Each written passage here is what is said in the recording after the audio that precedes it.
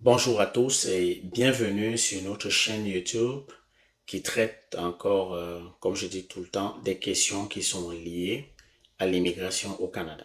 Donc, le thème de ce jour, c'est les étapes du, du processus vers la résidence permanente. On va voir 10 étapes aujourd'hui. Donc, je fais cette vidéo toujours à cause des questions que les gens posent tout le temps. Donc, il y a beaucoup de questions qui reviennent au sujet de la résidence permanente, comment on l'obtient. Et puis j'ai dit, ok, je vais faire une vidéo pour ne pas me répéter tout le temps.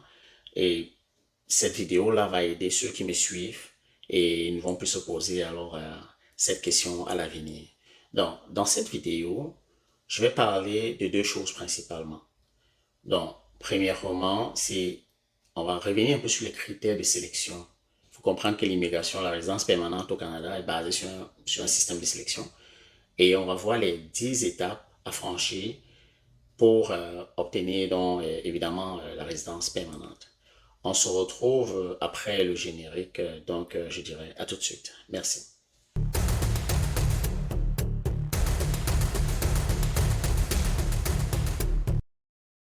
Je suis Rostand Sorel Simon, je suis consultant réglementaire en immigration canadienne. Mon numéro auprès du Collège des consultants est le R731470.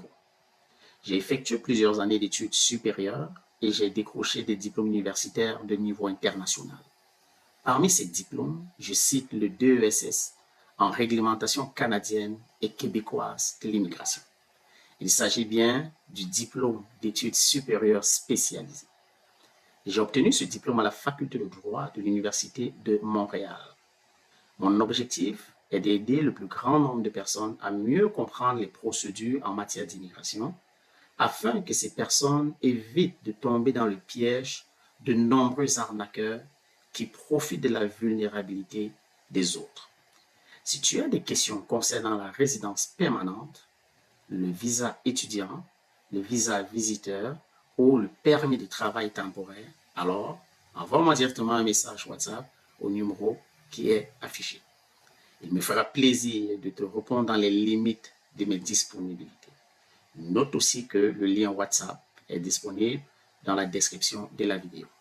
N'oublie pas de liker la vidéo, de t'abonner, d'activer la cloche de notification pour ne rien manquer. Et n'oublie pas aussi de partager pour encourager cette action bénévole que nous menons.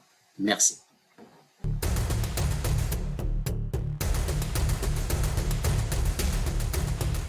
Nous sommes donc de retour dans cette vidéo.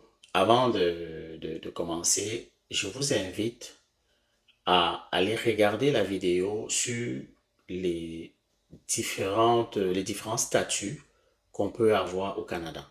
C'est très important parce que de toute façon, le lien se trouve dans la description. C'est une vidéo que nous avons déjà postée. Le lien est dans la description. Nous avons parlé là-bas du statut on a parlé du visa visiteur d'abord. On a parlé du permis d'études. On a parlé du permis de travail. Et enfin, on a aussi parlé du statut de résident permanent. Alors, je vais dire aujourd'hui que c'est un statut qui offre plus de privilèges au Canada. C'est le meilleur statut, si on peut le dire comme ça. Avec ce statut, vous avez exactement les mêmes droits, vous avez droit aux mêmes services qu'un Canadien, sauf le droit de vote. Vous ne pouvez pas voter au Canada en attendant que vous ayez fait 3 ans sur le territoire et que vous soyez devenu citoyen. Aujourd'hui, on va voir comment faire pour obtenir donc ce statut de privilège. Alors, le processus est basé sur la sélection des candidats du monde entier. Et ça se fait sur plusieurs critères. Il y a 7 critères. On va regarder les 7 critères rapidement. Et sachez que vous êtes en compétition avec des gens qui sont en Asie, en Chine. On parle de la Chine, l'Inde, le Pakistan et tout ça. Vous êtes en compétition avec les gens de l'Amérique du Sud, du Brésil, Argentine, tout le monde. Vous êtes en compétition avec les gens qui sont en Afrique et les gens qui sont aussi en Europe. Vous êtes en compétition avec tout le monde. Même aux États-Unis, vous êtes en compétition avec des candidats qui viennent des États-Unis. Alors, comment est-ce qu'en général, on classe les candidats? Sur quels critères on va classer les candidats? On va regarder ton niveau d'études. Bon, c'est quoi ton niveau le plus élevé? Le minimum qu'on va vous demander, c'est d'avoir terminé les études secondaires. Les études secondaires, c'est-à-dire le baccalauréat que vous avez dans votre pays d'origine. C'est ça le minimum. Donc, c'est le minimum à avoir. Deuxième chose, c'est le domaine d'études. Dans quel domaine vous avez fait vos études? Ça peut jouer. au moment de la sélection du candidat, dépendamment de quel programme vous avez choisi. Le troisième critère, c'est l'expérience professionnelle. Retenez que le minimum, c'est 1 an temps plein. Ça peut être du temps partiel que vous avez cumulé, ça fait 1 an temps plein. Donc, retenez que vous devez avoir au moins 1 an d'expérience professionnelle. Si vous n'avez pas d'expérience professionnelle, vous ne pouvez pas immigrer au Canada avec la résidence permanente. Vous voulez travailleur qualifié. On parle vraiment des travailleurs qualifiés là. Il y a beaucoup d'autres choses, mais on se concentre un peu sur les travailleurs qualifiés aujourd'hui. Donc, il y a aussi le prochain critère qui est le quatrième critère, c'est l'âge. Ton âge peut être un avantage ou un désavantage. Tous ceux qui ont moins de 30 ans sont avantagés au niveau de l'âge. Et plus vous avancez, vous perdez des points. Est-ce que ça veut dire que si vous avez 40 ans, vous ne pouvez pas immigrer au Canada? Non. Il y en a qui ont immigré au Canada à 45 ans. Ça dépend de beaucoup de critères. Il y a beaucoup de choses qui entrent en jeu pour, pour déterminer si quelqu'un est admissible ou pas. Donc, c'est ce que je peux dire. Ensuite, après l'âge, on va aller vers un autre critère qui est le niveau linguistique. C'est quelque chose qu'il faut faire très attention avec parce que c'est la chose sur laquelle vous avez le pouvoir.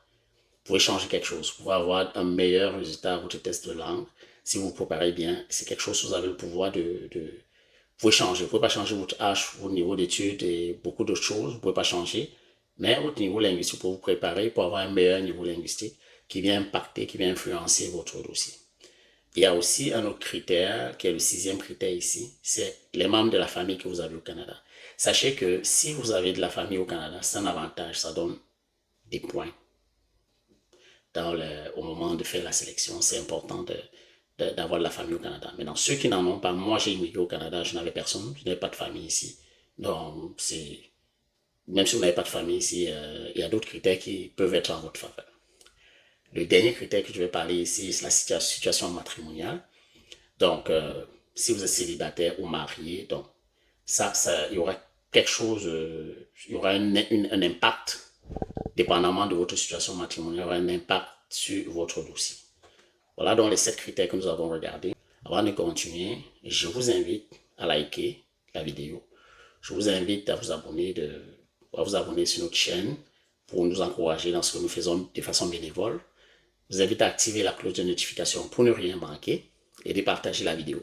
Car nous préparons de prochaines vidéos intéressantes sur, comme j'ai dit tantôt dans d'autres vidéos, le permis de travail, le visa visiteur, comment on fait. Les visas étudiants, on va regarder le processus, le choix de programme, les erreurs qu'il faut éviter, les raisons qui peuvent faire qu'on rejette ta demande. On va aussi revenir sur la résidence permanente, les raisons qui peuvent faire qu'on rejette ta demande, qu'est-ce qui rend ta demande inadmissible, on va revenir là-dessus.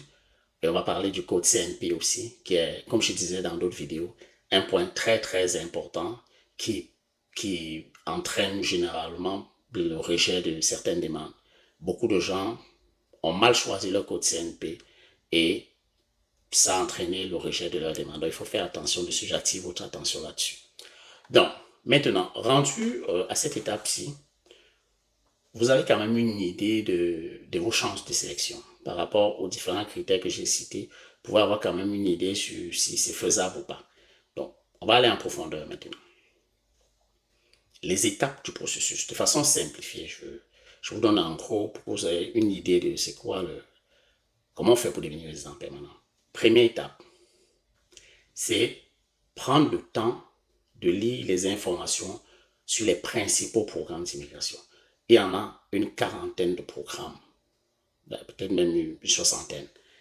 Et il faut que vous soyez capable de prendre du temps pour voir quel programme est bien pour moi, quel programme s'applique à mon profil. Il faut prendre du temps pour aller regarder ça.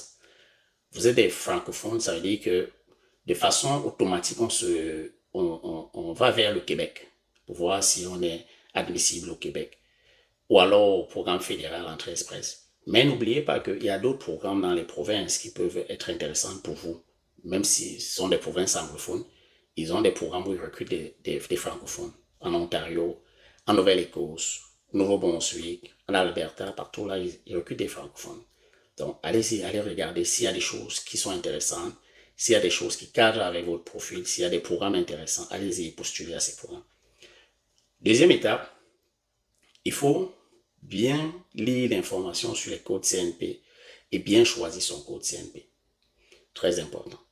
Il y a quelque chose avec les codes CNP, c'est que il y a des professions qui ne sont pas admissibles.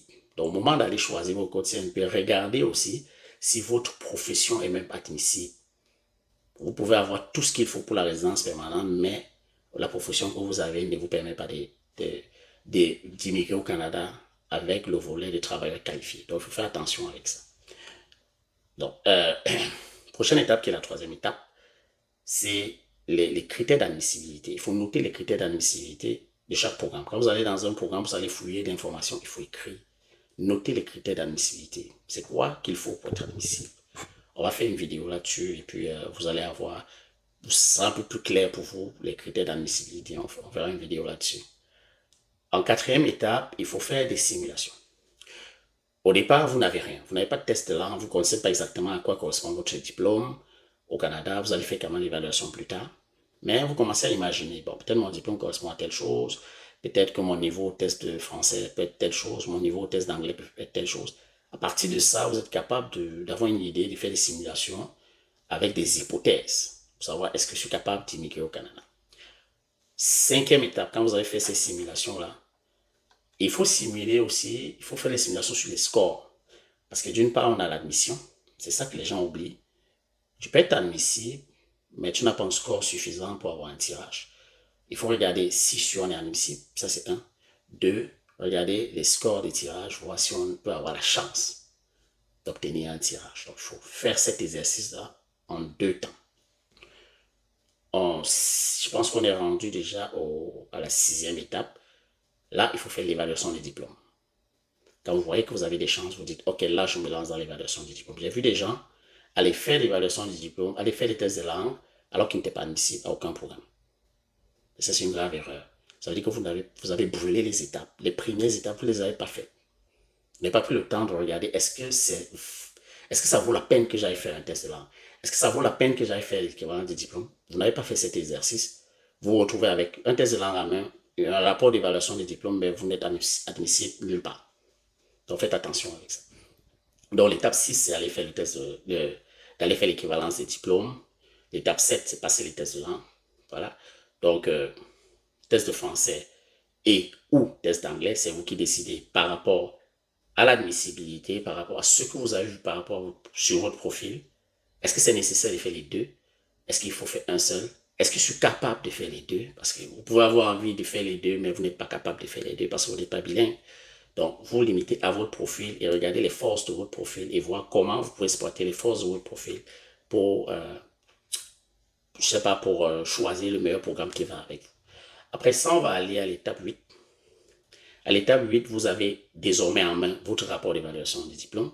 Vous avez en main votre test de langue ou vos tests de langue, français et anglais.